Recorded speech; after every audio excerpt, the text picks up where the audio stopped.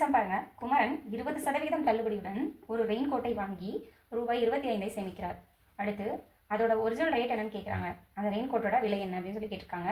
இதில் வந்து 2 விஷயம் கொடுத்துருக்காங்க. ஒன்று வந்து தள்ளுபடி கொடுத்துருக்காங்க, இன்னொன்று வந்து ரேட்டு கொடுத்துருக்காங்க. ஸோ அது ரெண்டையும் நம்ம நேர்மாறல் எதிர்மாறல் கான்செப்ட் படி சால்வ் பண்ணலாம். ஸோ இந்த சைடு தள்ளுபடி எழுதிக்கலாம், இந்த சைடு அதோட ரேட்டு விலை எழுதிக்கலாம்.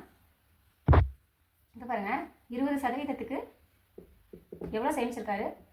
25 ரூபாயை சேமிச்சிருக்காரு. இன்கேஸ் அந்த பொருளோட அசல் விலை என்னன்னு கேட்டிருக்காங்க. அசல் விலை வந்து நம்ம எப்படி எடுத்துக்கணும்? அப்போ 100% எடுத்துக்கணும். ஸோ அதுதான் என்னன்னு கேட்குறாங்க. ஸோ நமக்கு தெரியாது. ஸோ எக்ஸ்னு வச்சுக்கலாம். 20%க்கு 25 சேவ் பண்ணியிருக்காரு. அதோட அசல் விலைன்றதை 100% போடுவோமா? ஸோ எக்ஸ் நமக்கு தெரியாது.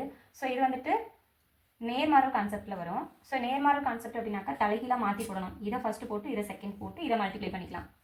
ஸோ எக்ஸ் கண்டுபிடிக்கணும்னா எக்ஸ் இந்த பக்கம் வச்சுக்கலாம். ஸோ இதை 100 மேலே போட்டு டிவிஷனில் 20 போட்டு பேலன்ஸ் இருக்க அந்த ரூபியை இந்த சைடு அப்படியே மல்டிப்ளை பண்ணிக்கலாம். ஸோ இது கேன்சல் ஆகிடும். இது பண்ணும்போது நமக்கு 5 வரும். So 5 × 25 = x. ஸோ இதை நம்ம மல்டிப்ளை பண்ணாலும் நமக்கு 125 கிடைக்கும். ஸோ அந்த ரெயின் கோட்டோட ரேட் வந்து 125 ரூபாயாக இருந்திருக்கும். ஸோ நம்ம 100%க்கு வந்துட்டு ஒரு பொருள் இருக்குது அப்படின்னா அவர் 25 சேவ் பண்ணியிருக்காரு. ஸோ 100 + 25 125 இப்படியும் போடலாம்.